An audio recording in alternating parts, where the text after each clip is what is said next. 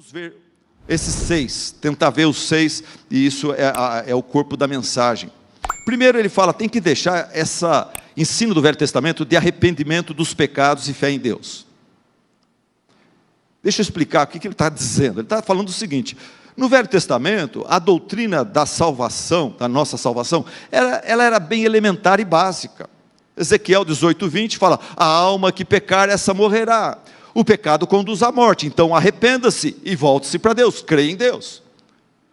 João 3,16 do Velho Testamento, na minha opinião, é Isaías 45:22, onde Deus fala, voltem-se para mim, arrependam-se do pecado, de ir para aquele caminho, volte-se para mim, em direção a mim, volte-se para mim e sejam salvos, todos vocês, confins da terra, pois eu sou Deus, e não há nenhum outro.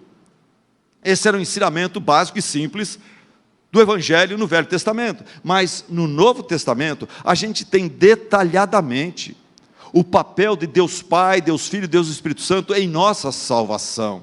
O Novo Testamento revela que nós precisamos, em primeiro lugar, antes de mais nada, a gente está morto, a gente precisa nascer do Espírito, a gente precisa nascer da água e do Espírito, a gente precisa da obra de regeneração, precisamos ser regenerados, isso é explicado detalhadamente por Jesus, em João capítulo 3, nós precisamos nos voltar a Deus com arrependimento e fé no Senhor Jesus Cristo.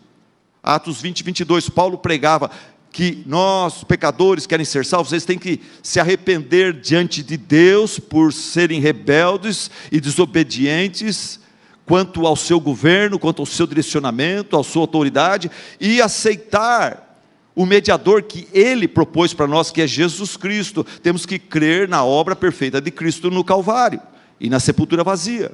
Jesus é o caminho de volta a Deus, ninguém vai ao Pai se não for por Ele. Jesus é a revelação melhor, maior e final de Deus. Ele é o nosso grande rei, profeta e sumo sacerdote, que de uma vez por todas pagou por todos os nossos pecados, tudo na base da graça e não das obras.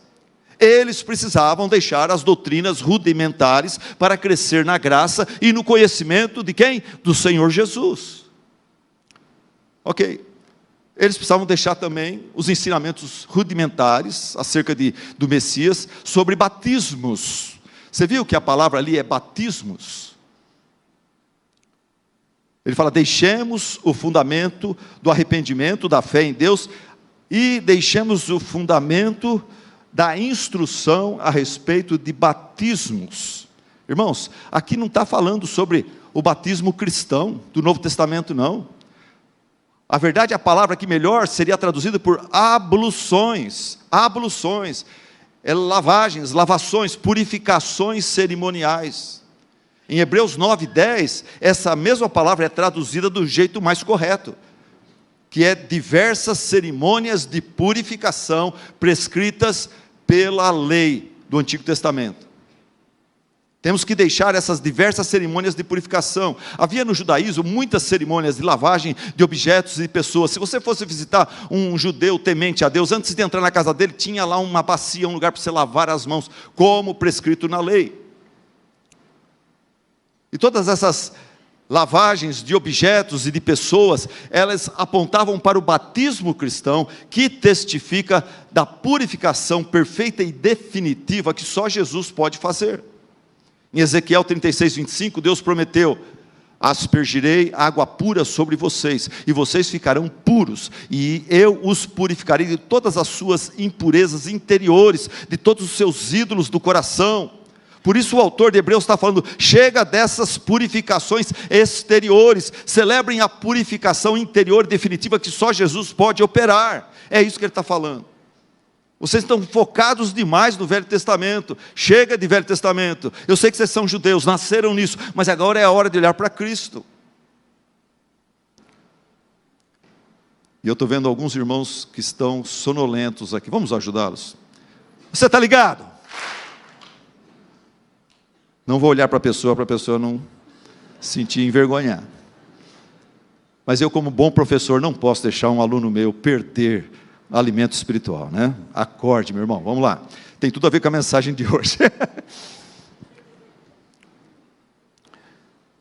Aí, ele fala sobre uma terceira coisa, imposição de mãos. Imposição de mãos.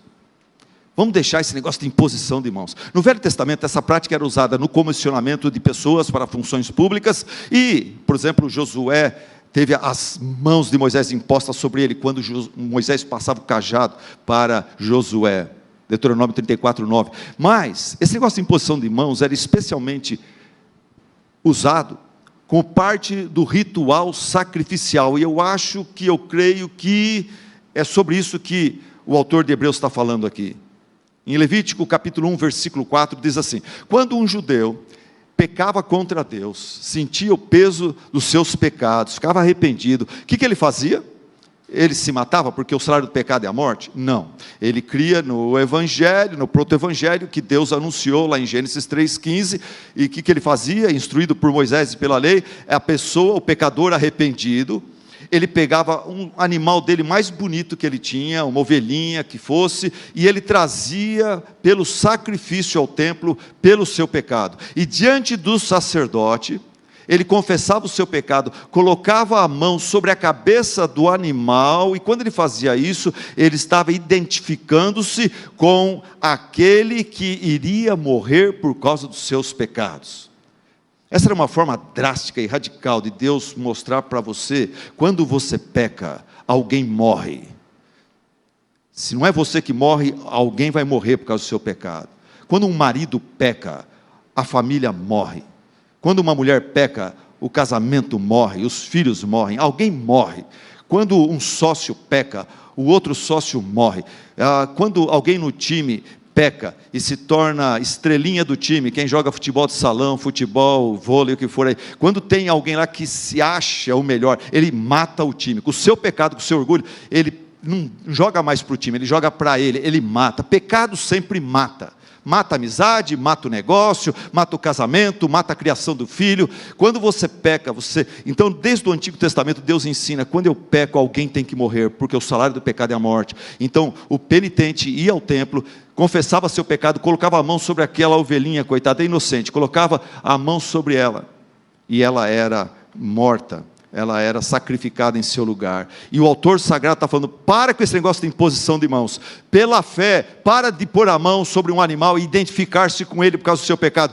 Pela fé, identifique-se com Jesus Cristo. Ele é o Cordeiro de Deus que tira o pecado do mundo de uma vez por todas. Em Hebreus 9,13 ele fala: se o sangue de bodes e de touros e a cinza de uma novilha aspergidos sobre os contaminados os santificam, muito mais o sangue de Cristo, que pelo Espírito eterno, a si mesmo ofereceu sem pecado, sem mácula a Deus, purificará a nossa consciência de obras mortas, para servirmos o Deus vivo. Por isso mesmo, Ele, Jesus, é o mediador de uma nova aliança.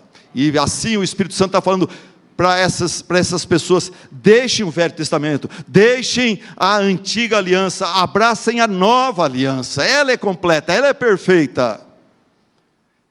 O que mais? Ressurreição dos mortos e juízo eterno.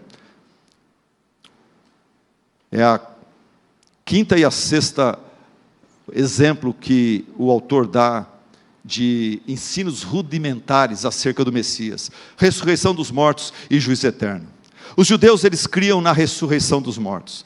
De forma simples e vaga, o livro de Jó, o livro de Salmos e Daniel falam sobre a ressurreição dos mortos. Em Atos capítulo 23, diz que os fariseus brigavam pela convicção que eles tinham na ressurreição. Mas eles precisavam aprender que Jesus Cristo é a ressurreição e a vida, e quem nele crer, ainda que morra, viverá. Eles precisavam entender que Jesus Cristo, Ele provou o seu poder sobre a morte, ressuscitando dentre os mortos. Por isso é que nós celebramos a Páscoa, por isso que hoje à noite nós vamos chegar aqui e vamos ouvir tantas músicas acerca do Cordeiro de Deus, Jesus Cristo, que foi imolado, que morreu, sofreu, padeceu, mas ressuscitou com poder e grande glória. Os judeus, eles criam na ressurreição, eles criam no juízo final, Eu gosto de uma coisa, mas não gosto da outra. Quando eu vou em funeral, eu não gosto de ir no funeral, mas quando tem que ir, às vezes eu gosto de ler Eclesiastes 12, lembra-te do teu Criador nos dias da tua mocidade, antes que venham os dias que você vai dizer, não tenho neles prazer nenhum. Esse negócio de terceira idade e a melhor idade é um papo furado. É só dor e impedimentos, e você não pode fazer isso, não pode fazer aquilo. É difícil esse negócio de terceira idade, né? Tem um lado que é legal, você tem experiência, você tem sabedoria, você sente que Deus está se aproximando mais de você para o abraço, e isso é muito bom, mas é duro as limitações físicas que a gente sofre, não é? É duro as limitações físicas que a gente sofre. E então eu gosto de ler o Eclesiastes 12, especialmente o finalzinho, onde fala da ressurreição. E eu uso esse versículo para falar, o fulano aqui, tal, querido, amado, saudoso, ele não vai ficar aqui, o corpo dele está aqui, o pó volta ao pó, mas o espírito volta a Deus. E eu gosto do versículo 13, que fala assim, agora de tudo que já se ouviu, aqui está a conclusão, tema a Deus e guarde os seus mandamentos, porque isso é o dever de todo homem, pois Deus trará a julgamento tudo que foi feito, inclusive tudo que está escondido, quer seja bom, quer seja mal. Tem coisas boas que ninguém reconheceu, deveriam ter reconhecido, Deus vai reconhecer. Tem coisas más, está escondido, você acha que está escondido, não está escondido, Deus vai trazer à tona tudo. Então, de forma básica e simples, eles criam na recompensa do pecador, do impenitente, do penitente, recompensa daquele que se arrepende, e do castigo eterno para os que são rebeldes e não querem se arrepender dos seus pecados. Eles criam, era uma forma básica deles verem a questão da ressurreição dos mortos, mas eles precisavam aprender com Cristo que quem ouve a palavra dele e crê naquele que o enviou tem a vida eterna e não entrará em condenação, mas já passou da morte para a vida. Eles precisavam crer e conhecer que, justificados pela fé, nós temos paz com Deus por meio de Jesus Cristo. Eles precisavam entender que já não existe mais condenação para os que estão em Cristo Jesus. Sim, vai ter um dia do juízo, mas não para nós. Nós vamos para o juízo dos salvos, para ver Deus avaliar nossas obras, nossas boas obras, se foram feitas para a glória de Deus ou foram feitas do jeito errado, não fundamentadas em Cristo, no Evangelho. Essas vão se queimar, mas aquelas que nós fizemos com a atitude certa, com o propósito certo, nós receberemos galardão. Mas não tem juízo final pelo qual devemos ficar tremendo e temendo. Juízo final para os filhos de Deus. Eles precisavam ouvir as palavras de Paulo: quem tentará acusação contra os eleitos de Deus? É Deus quem os justifica. Quem os condenará? É Cristo Jesus quem morreu, ou melhor, quem ressuscitou, o qual está à direita de Deus e também intercede por nós. Quem nos separará? Quem pode nos separar do amor de Cristo? Será a tribulação, angústia, perseguição, fome, nudez, perigo ou espada? Em todas essas coisas, somos mais do que vencedores por meio de Cristo Jesus, daquele que nos amou. Nada pode nos separar do amor de Deus que está reservado e garantido para nós em Cristo Jesus, nosso Senhor. Amém? Amém. Muito bem, diz o autor do Sagrado. Muito bem, vocês conhecem muito bem as doutrinas básicas do judaísmo, que apontam para o Messias. Mas o que vocês precisam acordar e se conscientizar é que o Messias já veio, e Ele já estabeleceu a nova aliança no seu sangue. É hora de avançar, de prosseguir, é hora de deixar o alicerce da sua vida espiritual e construir a casa, o telhado, dar o acabamento. Portanto, ele fala: deixemos os ensinamentos rudimentares a respeito de Cristo, do Messias, e avancemos para a maturidade.